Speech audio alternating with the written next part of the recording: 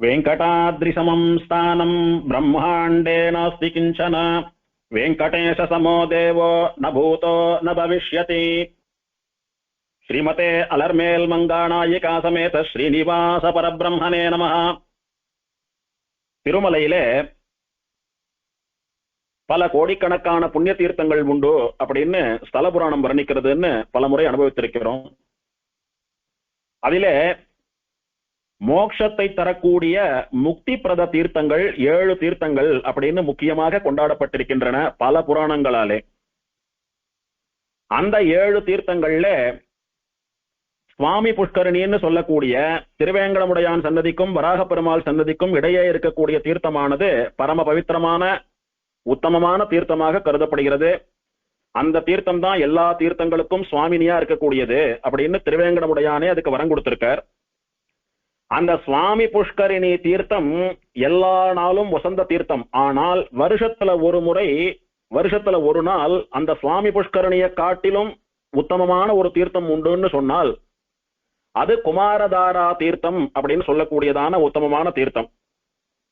திருமலையிலே திருவேங்கடமுடையான் சன்னதிக்கு வடக்கே பாபநாசம் தீர்த்தம் இருக்கிறது. அங்கே பாபநாசம் டேம் இருக்கு. அந்த பாபநாசம் டேம்ல இருந்து வடக்க ஒரு 3.5 மைல் போனோமானா நல்ல பள்ளத்திலே இருக்கக்கூடியது, பள்ளத்தாக்கிலே இருக்கக்கூடியது குமாரதாரான்னு சொல்லக்கூடிய உத்தமமான தீர்த்தம்.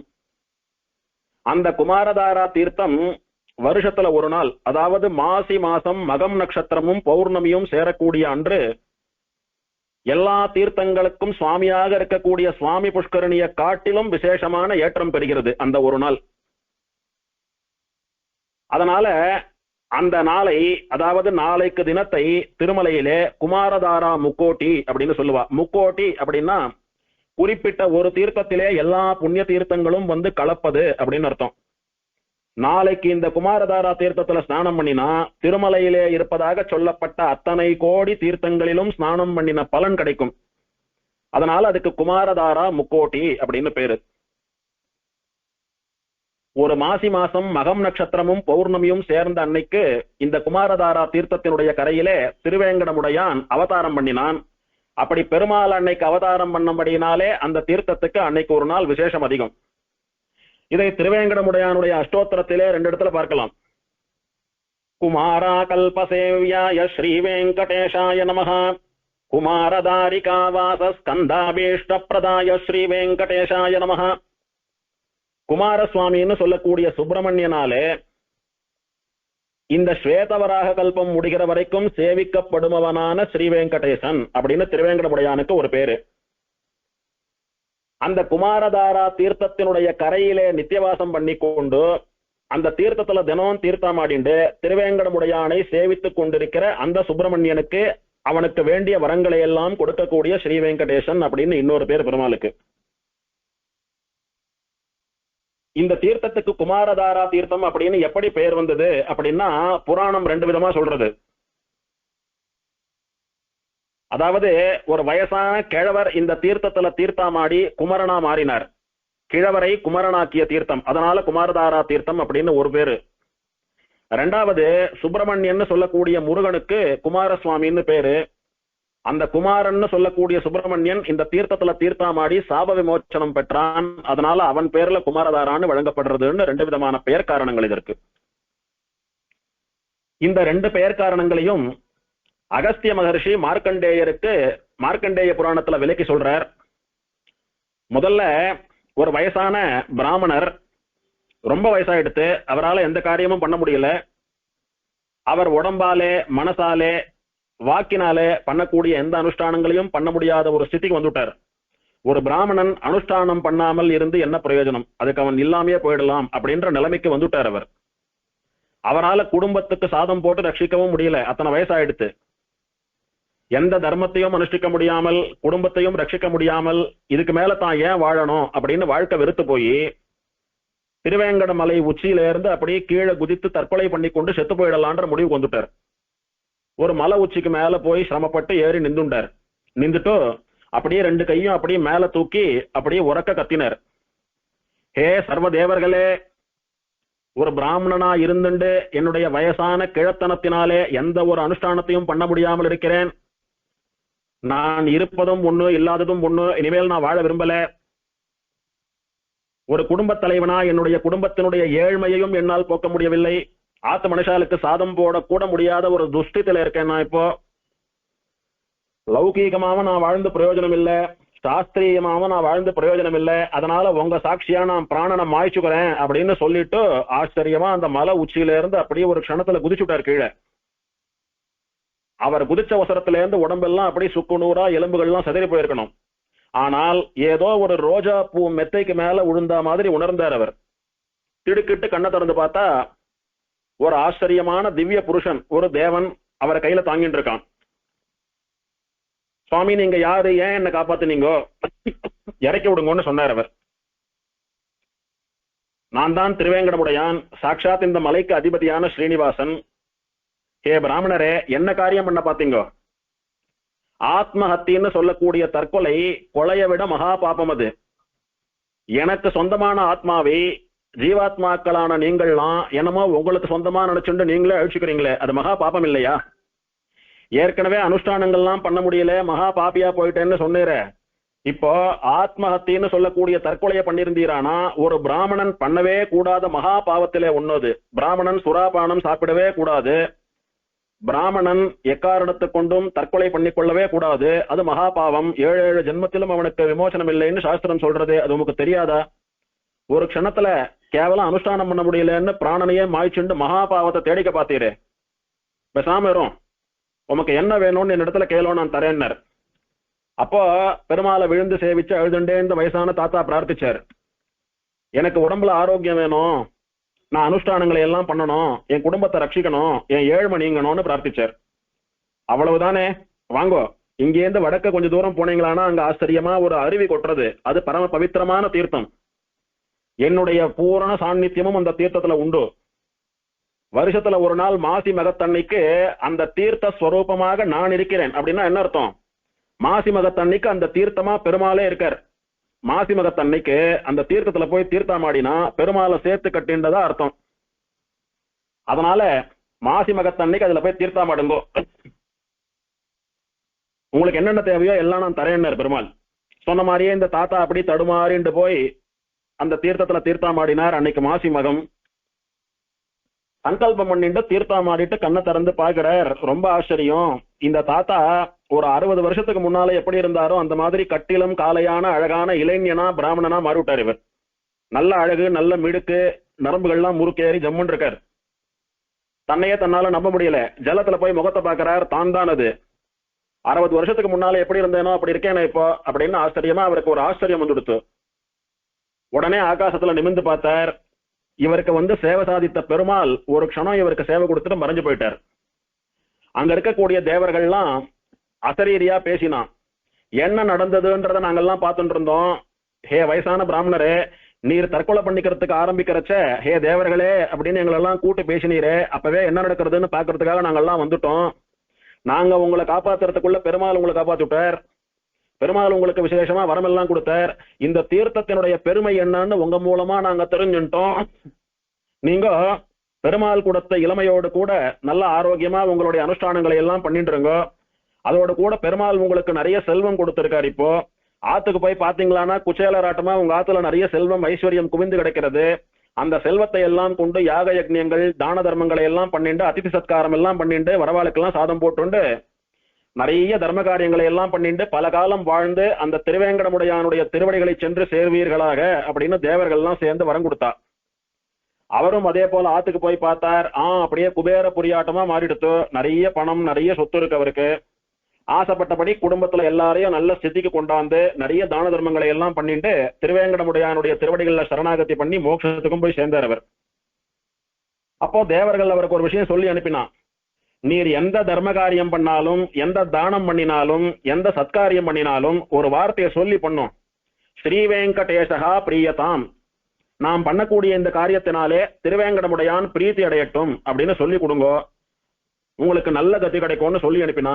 அதுல இருந்து வாழ்நாள் முழுக்க எதை பண்ணாலும் ஸ்ரீவேங்கடேசகா பிரியதாம் அப்படின்னு சொல்லியே பண்ணிட்டு இருந்தார் இவர்.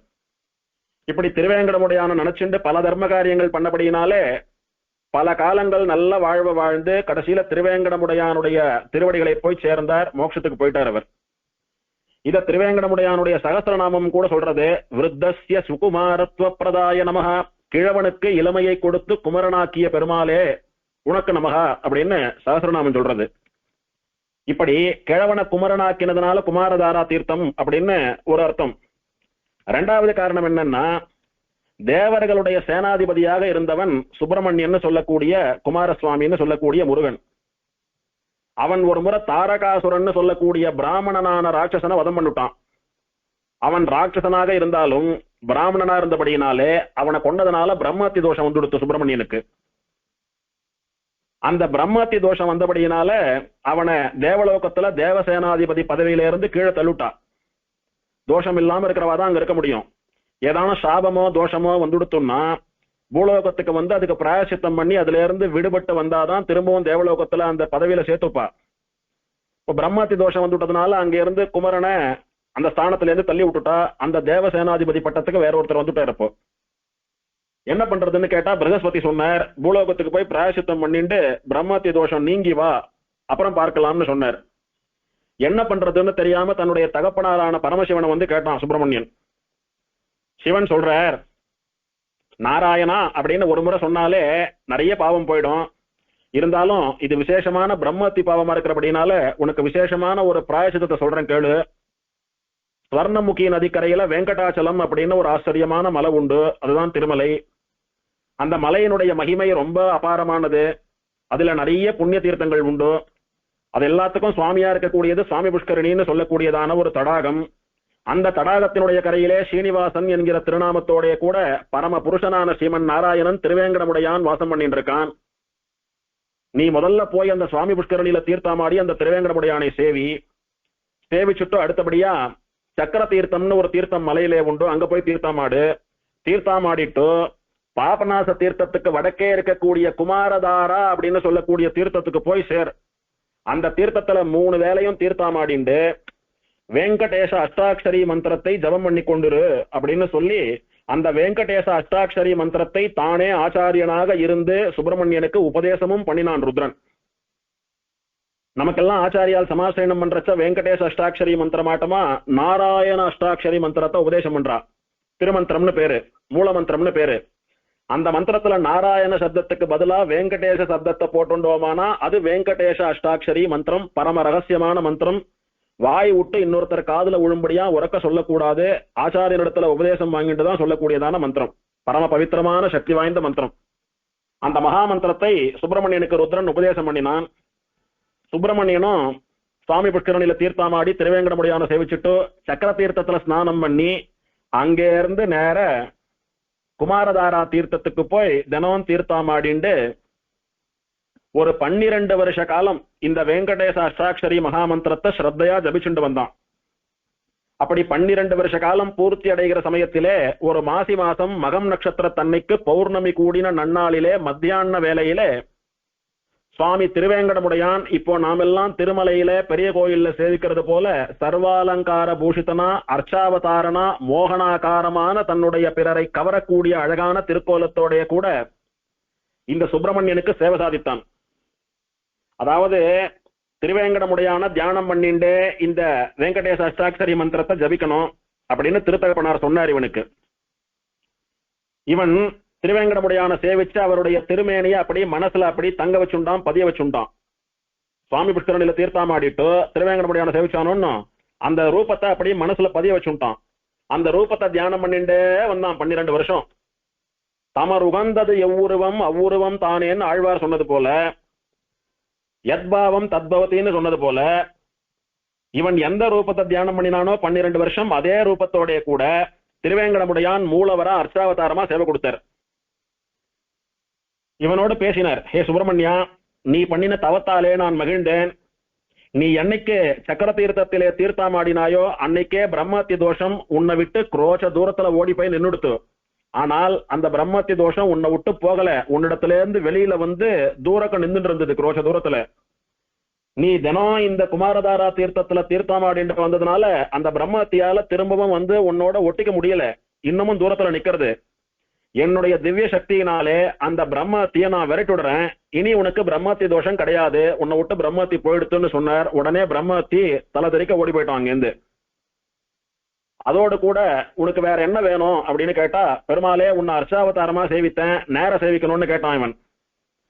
பெருமாள் அப்படியே சாட்சாத்தா கருட வாகனத்துல நேர சேவை கொடுத்தார், பிரத்யட்சமா சேவை கொடுத்தார், ஸ்வயம் திருமேனியை காட்டினார். அந்த சேவையும் சேவிச்சு விசேஷமா பெருமாளை ஸ்தோத்திரம் பண்ணினான் சுப்பிரமணியன். பண்ணின போது பெருமாள் கேட்டார், உனக்கு என்ன வர வேணும் கேளுன்னார். எம்பெருமானே, எனக்கு பிரம்மத்தி தோஷம் போகணும்னு வந்தேன், உன்னுடைய அனுகிரகத்தினால பிரம்மத்தி போயிடுத்து. அதே மாதிரி எனக்கு பிரம்மத்தி தோஷம் வந்துவிட்டதுனால என்ன தேவசேனாபதி பட்டத்தில இருந்து தள்ளி விட்டுட்டா, திரும்பவும் அந்த பட்டம் கிடைக்கணும், அதுக்காக தான் நான் இங்க வந்தேன். ஆனா என்னைக்கு உன் மலையில காலடி எடுத்து வைத்து உன் தீர்த்தத்துல தீர்த்தமாடி உன்னை சேவிச்சேனோ, இதுக்கு மேல அந்த எண்ணம் எல்லாம் இல்லை எனக்கு. உன்னுடைய பாத சேவையே நிரந்தரம் எனக்கு கிடைக்கும்படியா நீ அனுகிரகம் பண்ணணும். இந்த மலையில இந்த தீர்த்தத்துல நான் தினம் தீர்த்தமாடிண்டு தினம் உன்னை சேவிச்சுட்டு இருக்கும்படியா அனுகிரகம் பண்ணணும் அப்படின்னு வரம் கேட்டான். பெருமாள் சந்தோஷப்பட்டு இந்த ஸ்வேதவராய கல்பம் முடிகிற வரைக்கும் இந்த மலையில இந்த தீர்த்த கரையில நீ நித்தியவாசம் பண்ணிட்டு தினம் என்ன சேவிச்சுண்டிரு அப்படின்னு சொல்லி அனுகிரகம் பண்ணி வரம் கொடுத்தார். அதனாலதான் சுப்பிரமணியனாலே இந்த கல்பம் முடிகிற வரைக்கும் சேவிக்கப்படும் திருவேங்கடமுடையான் அப்படின்னு பெருமாளுடைய திருநாமம். குமாரா கல்பசேவ்யாய ஸ்ரீ வெங்கடேசாய நமஹ. இதுக்கு மேல பெருமாள் சொல்றார், நான் அவதாரம் பண்ணின இந்த குமாரதாரா தீர்த்தத்திலே என்னுடைய அவதார தினமான மாசி மாசம் மகம் நட்சத்திரம் பௌர்ணமி சேர்ந்த நன்னாள்ல மத்தியான வேளையிலே எவன் இதுல தீர்த்தமாடுறானோ அவனுடைய எல்லா பாவங்களும் தோஷங்களும் அவனை விட்டு ஓடி போயிடும். அவன் வேண்டும் வரங்கள் எல்லாம் கிடைக்கும், அவனுக்கு எல்லா விதமான நலன்களும் ஏற்படும். அவன் என்னுடைய அனுகிரகத்துக்கு பூர்ணமா பாத்திரமாவான். அப்படி தீர்த்தமாடுறது மட்டும் இல்லாமல் இந்த தீர்த்த கரையிலே எவன் தன்னால் முடிந்த தானத்தை மற்றவாளுக்கு பண்றானோ, ஸ்வல்பம் கொஞ்ச தானம் பண்ணாலும் பரவாயில்ல, அவனுடைய தான பலன் மேரு மலையாட்டமா வளர்ந்துட்டு போகும். இந்த லோகத்திலே உள்ள கஷேத்திரங்கள் எல்லாவற்றிலும் வேங்கடமலைன்னு சொல்லக்கூடிய கஷேத்திரம் திருமலை வசந்த கஷேத்திரம். அதில் உள்ள கோடிக்கணக்கான தீர்த்தங்கள்ல சுவாமி புஷ்கரணி வசந்த தீர்த்தம். அந்த சுவாமி புஷ்கரணி தீர்த்தத்தை காட்டிலும் இந்த குமாரதாரா தீர்த்தத்தினுடைய கரையிலே நான் உனக்கு சேவை சாதித்த மாசி மகத்தன்னைக்கு மட்டும் இந்த குமாரதாரா தீர்த்தம் விசேஷ மகிமை வாய்ந்ததாக கருதப்படும், கொண்டாடப்படும் பெருமாள் வரம் கொடுத்தார். இது குமாரதாரா தீர்த்தத்துக்கு திருவேங்கடமுடையான் பண்ணின அனுகிரகம். இந்த மாதிரி பெருமாளுடைய நியமனப்படி இன்னைக்கும் சுப்பிரமணியன் தினம் அந்த குமாரதாரா தீர்த்தத்துல தீர்த்தமாடிண்டு குகையில வெங்கடேச அஷ்டாட்சரி மந்திரத்தை ஜபம் பண்ணிட்டு திருவேங்கடமுடையான சேவிச்சுட்டு இருக்கான்னு ஸ்தலபுராணம் சொல்றது. இந்த வரங்களை எல்லாம் கொடுத்துட்டு திருவேங்கடமுடையான் மறைஞ்சுட்டார். திருவேங்கடமுடையானுடைய சகஸ்ரநாமத்திலே கூட குமாரதாரா தீர்த்தஸ்தாய நமஹ அப்படின்னு ஒரு நாமம். அப்படின்னா குமாரதாரா கரையிலே வசிப்பவன் அப்படின்னு ஒரு அர்த்தம். குமாரதாரா தீர்த்தத்துக்கு சமீபத்திலே வசிப்பவன் ஒரு அர்த்தம். குமாரதாரா தீர்த்த கரையிலே குமாரதாரா தீர்த்த ரூபியாகவே வசிப்பவன் ஒரு அர்த்தம். குமாரதாரா தீர்த்தத்துக்கு சமீபத்திலேனா சுமார் ஒரு 3.5 மைல் தூரத்திலே சுவாமி புஷ்கரணி கரையிலே சன்னதியிலே ஆனந்த நிலைய விமானத்துக்கு கீழே வசிப்பவன் இன்னொரு அர்த்தம். இப்ப ஏற்பட்ட திருவேங்கடமுடையான் அவதாரம் பண்ணினமான மாசி மகத்தன்னைக்கு இந்த குமாரதாரா தீர்த்தத்துக்கு போய் ஸ்நானம் பண்ணினாலும் சரி, அந்த தீர்த்தத்தை கண்ணாலே சேவித்தாலும் சரி, அல்லது தலையிலே புரோக்ஷித்து கொண்டாலும் தெளிச்சுண்டாலும் சரி, அல்லது அந்த தீர்த்தத்தை வாங்கி சாப்பிட்டாலும் சரி, இது எதுவுமே பண்ண முடியல அப்படின்னா மாசி மகத்தன்னைக்கு மத்தியானம் அவாவா இருக்கிற இடத்துல இருந்துட்டே இந்த குமாரதாரா தீர்த்தத்தினுடைய பேரை சொல்லி இந்த கதையை நினைச்சுண்டாலோ, அல்லது இந்த கதையை ஒருவர் சொல்ல காதால் கேட்டாலோ, அல்லது தங்கள் வாயாலே மற்றவாளுக்கு சொன்னாலோ கூட தீர்த்தமாடினதிலே ஓரளவு பலனும் அவர்களுக்கும் ஏற்படும். நேர போய் தீர்த்தமாடுறவாளுக்கோ, புரோக்ஷிக்கிறவாளுக்கோ, சாப்பிடுறவாளுக்கோ, கை கூப்புறவாளுக்கோ, சேவிக்கிறவாளுக்கோ முழு பலன் உண்டு. நேர போக முடியல, இருந்த இடத்துல இருந்தே அந்த விசேஷ நாள்ல நினைச்சுக்கிறோம், சொல்றோம், கேட்கிறோம்னா அதுல பாதி பலன் உண்டு அவளுக்கு அப்படின்னு சொல்லப்பட்ட உத்தமமான தீர்த்தம். இந்த குமாரதாரா தீர்த்தத்திலே தீர்த்தமாடினால் என்ன பலன் அப்படின்னா, வேதத்திலே சொல்லப்பட்ட யாகங்களிலே ஒன்றான ராஜசூய மகா யாகம் அப்படின்னு மகாபாரதத்திலே பண்ணப்பட்டதான அந்த ராஜசூய மகா யாகத்தினுடைய பலனாக சொல்லப்பட்டிருக்கிறது. ஒரு தீர்த்தத்துல வெறும சங்கல்பம் பண்ணிட்டு தீர்த்தமாடினா அவ்வளோ பெரிய ராஜசூய மகாயாகம் பண்ணின பலன் கிடைக்கிறது. அதுதான் கலியுகத்தினுடைய மேன்மை. மற்றும் பாவம் போறது, விருப்பங்கள் நிறைவேறது, பெருமாள் திருவடியில பக்தியும் கைங்கரியமும் கிடைக்கிறது, திருவேங்கடமுடையானுடைய சேவையும் அனுகிரகமும் கூட கிடைக்கும். நாளைக்கு முடிந்தவா போய் தீர்த்தமாடுவது, முடியாதவர்கள் இந்த வைபவத்தை கேட்டு குமாரதாரா தீர்த்தம், அது சம்பந்தப்பட்ட எம்பெருமான் திருவேங்கடமுடையான் இவனை நினைத்துக் கொள்வது என்பதாக விஞ்ஞாபித்துக் கொள்கிறேன். குமாரா கல்பசேவ்யாய ஸ்ரீ வெங்கடேசாய நமஹ. குமாரதாரிகாவாச ஸ்கந்த அபீஷ்ட பிரதாய ஸ்ரீ வெங்கடேசாய நமஹ. அஜ்ஞானினா மயா தோஷான் அசேஷான் விஹிதான் ஹரே. க்ஷமஸ்வத்வம் க்ஷமஸ்வத்வம் சேஷசைலசிகாமனே. வந்தாய் என் மனம் புகுந்தாய் மண்ணி நின்றாய், நந்தாத கொழுஞ்சுடரே எங்கள் நம்பி. சிந்தாமணியே திருவேங்கடம் மேயந்தாய், இனியான் உன்னை என்றும் விடேனே. சிறார் தூப்புள் திருவேங்கடமுடையான் திருவடிகளே சரணம்.